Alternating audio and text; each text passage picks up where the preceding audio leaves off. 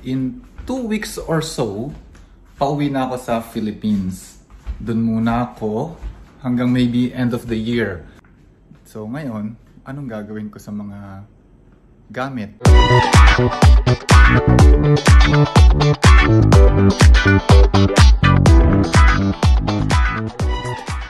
Okay, punta tayo sa bedrooms na. Isasara ko lang tong curtains kasi ang init. Ito yung first bedroom. Ayan.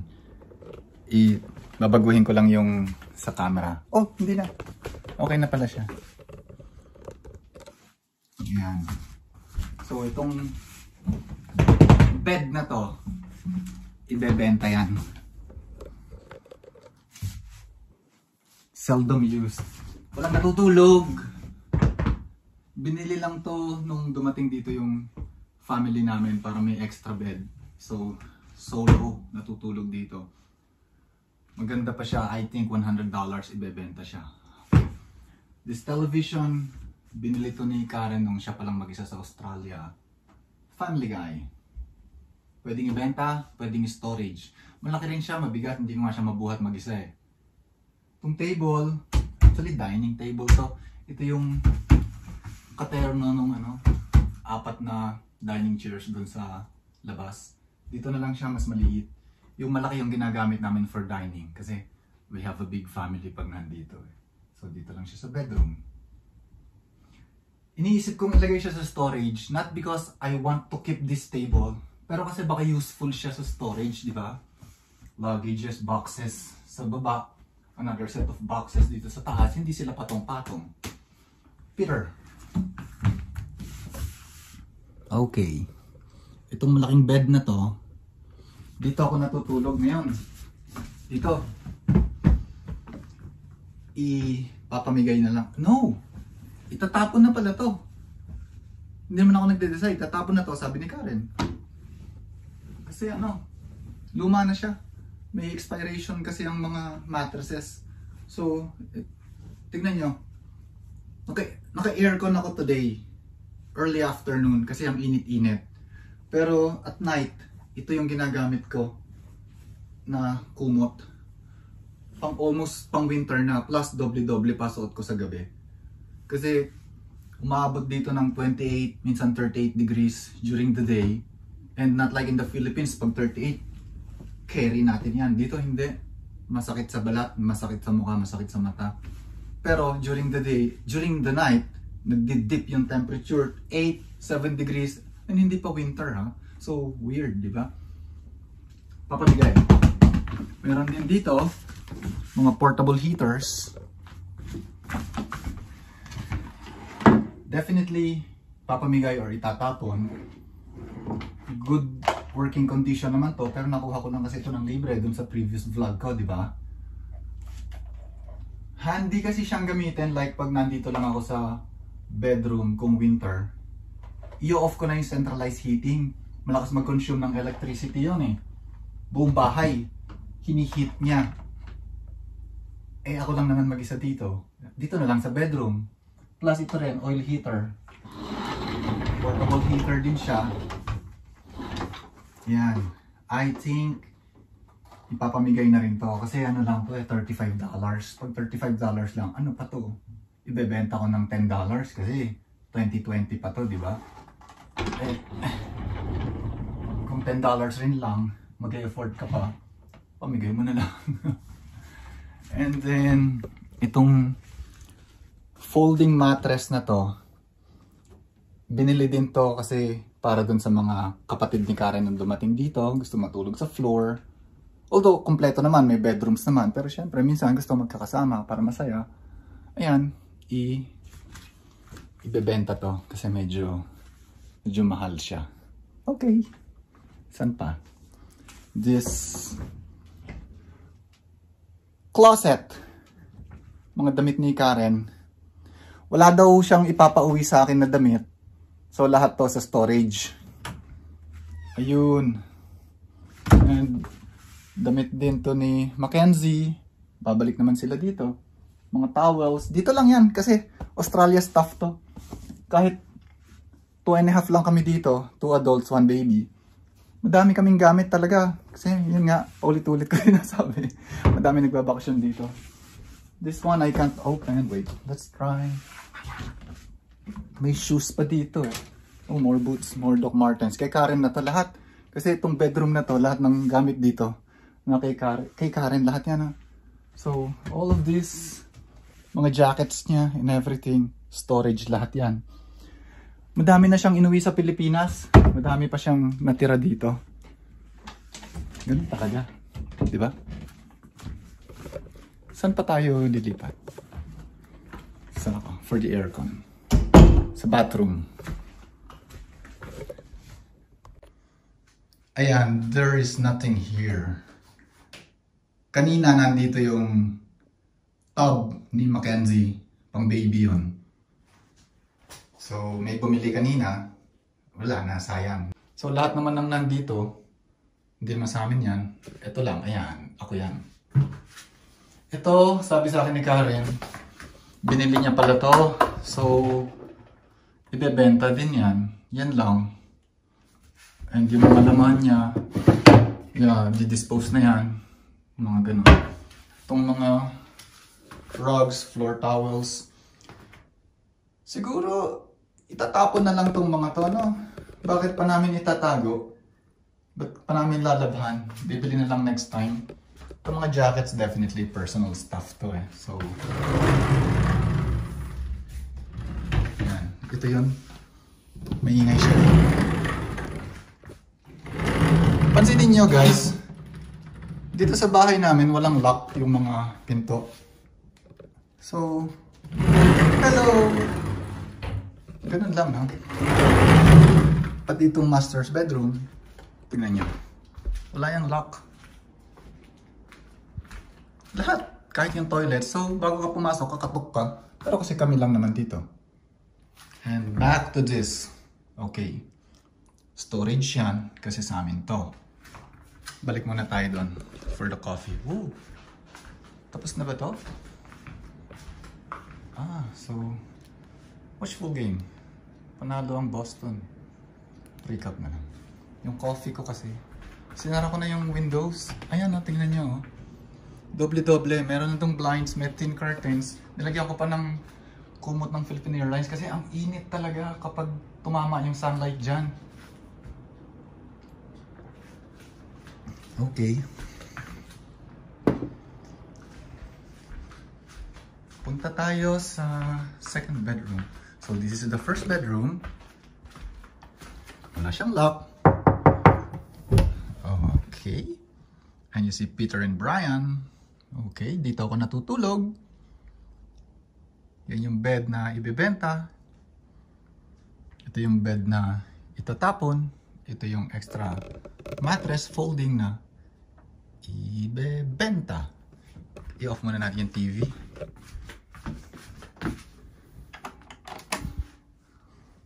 Okay. So this is the bathroom, di ba? Hello! Walang lock. Ganda, parang sauna. May bathtub. Wala yung toilet dito, no? Yung toilet kasi nandun sa may laundry. Like old houses, kahit sa Philippines, yung bahay ng lolo ko dati, magkabukod yung toilet and bath. Kahit pala yung bahay nung iba naming kamag-anak sa Pangasinan, magkabukod din yung toilet and bath. This is the corridor going to the other two bedrooms. Dito pagka dati winter, tas maulan, dito kami nagpa-practice mag-skate. Pero wag niyong gawin yun, indoor eh. Ito yung controller ng centralized heating. Okay. So ito yung deck kanina. Ayun yung clothes dryer. Ito yung turf, di ba? Doon ako bumaba kanina sa steps doon. Ayan. And opposite this window is the second bedroom, which we call the blue room. Yan. Ganito yan. Oh. Ah, di ba? Pabalik lang. Para makita nyo yung layout ng bahay namin.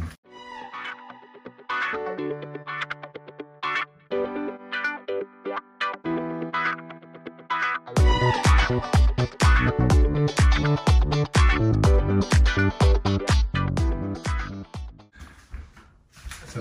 and then, let's turn left to the second bedroom that we call the blue room. Wala na yung bed.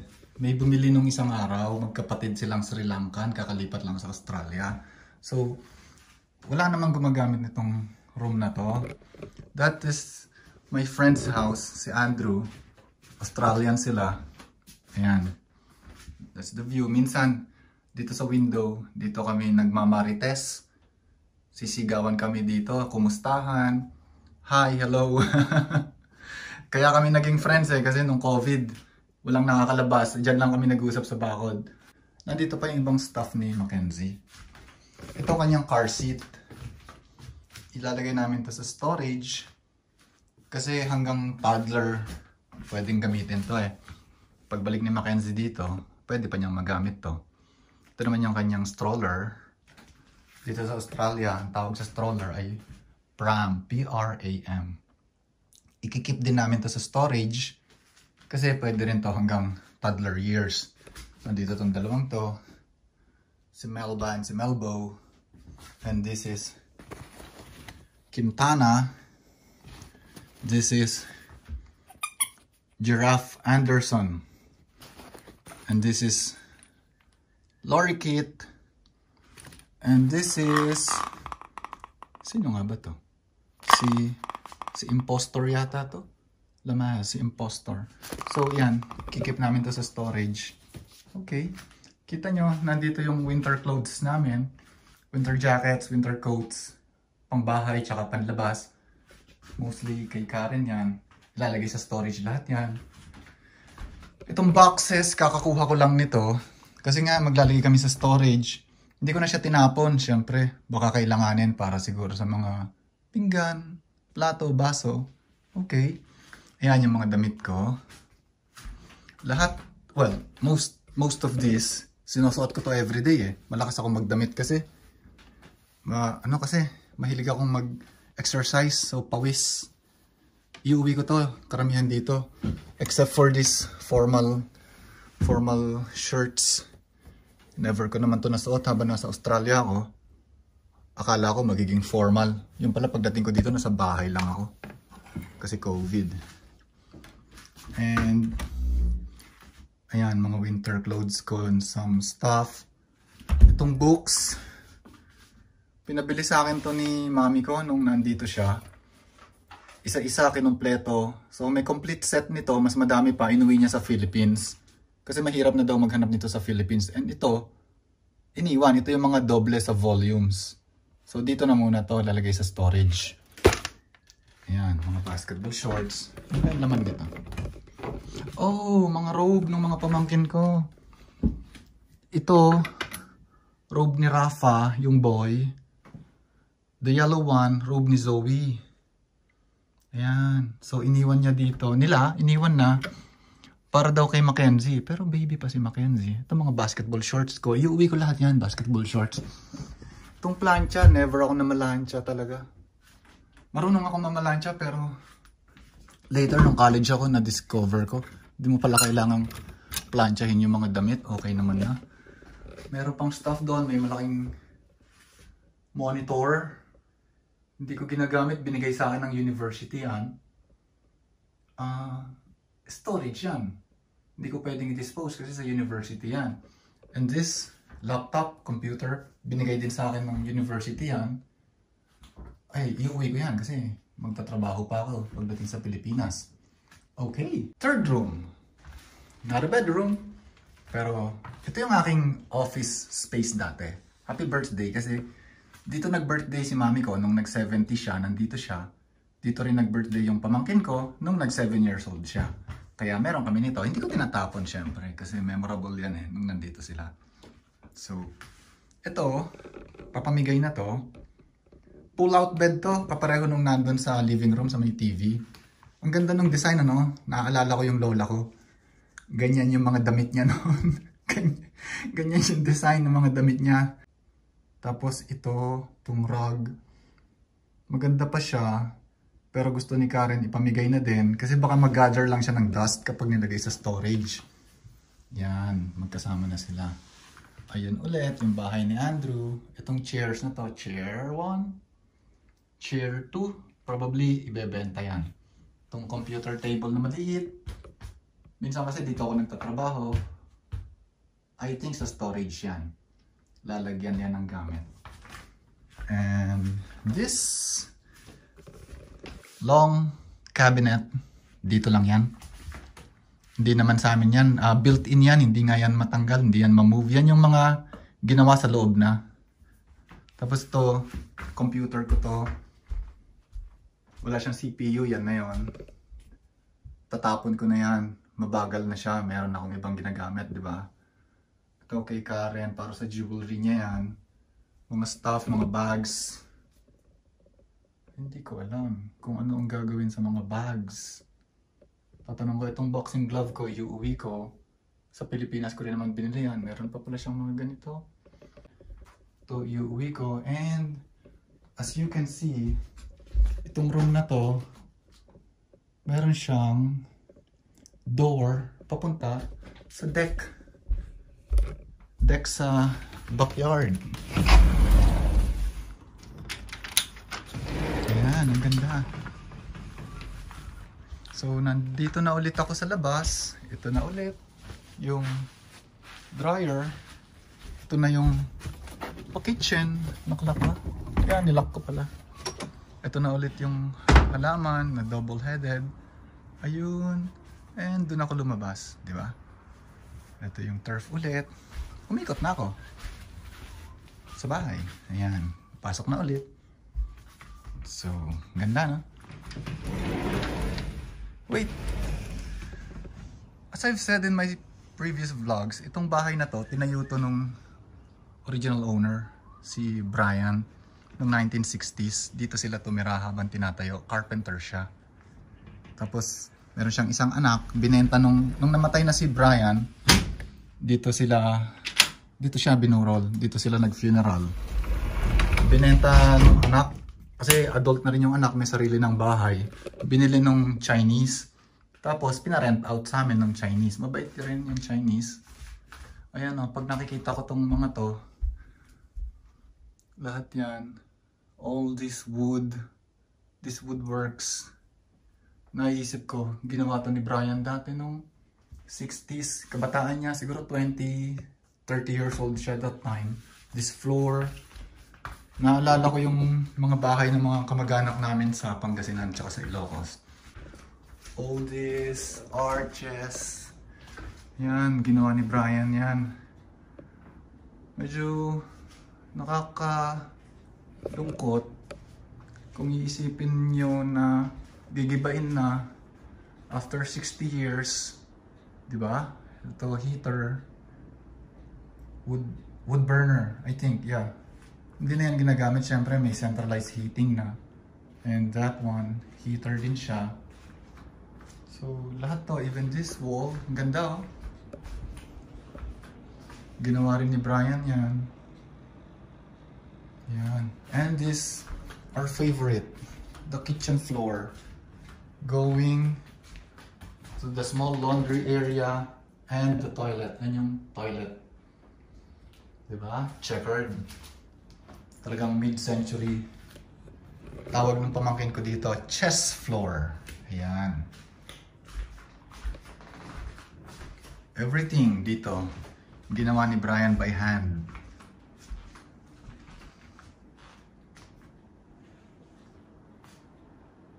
Okay. For the next 2 weeks or so, iisa-isahin kong ipakita sa inyo kapag nabebenta ko na yung mga gamit or naipamigay. Yung pagdi-dispose, isang araw lang yon. Ilalagay lang namin yun sa labas, sa nature strip. Nakabook siya sa council, like sa local government. Kukolektahin nila yon. Lahat yan. I think itong mga maliliit na couch, itong pull-out bed. Kung ano man yung hindi namin mabenta at maipamigay, kukolekt nila yon. Hard rubbish.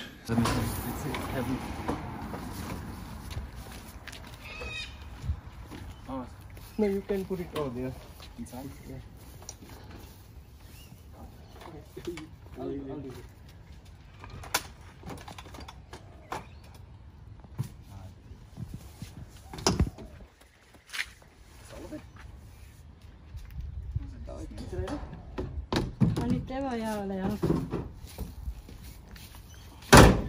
Okay. Okay guys, kakaalis lang nung bumili nung ibang stuff ni Mackenzie. Ayan, papasok na ulit ako sa bahay. Ang mga binili nila ay isa-isahin natin.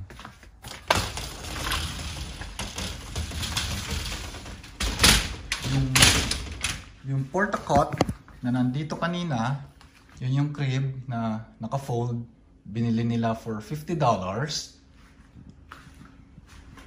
Kung maalala nyo kanina, yung high chair na nandito, bilhin nila for 15, and yung wala na, sahig na lang to, yung swing kanina, 15 din, so $80. And habang nandito sila, nakita nila, naghahanap kasi sila talaga ng mga stuff. Yan, nakita nila yung mga baso dito, yung may mga red na maliliit na teacups, mga panghalo-halo, I think. Interested sila, binigay ko na lang. Binox ko lahat, binigay ko sa kanila. Pati yung ibang glasses na nandito, kung maalala nyo, puno yan kanina. Wala na, tinanggal ko na.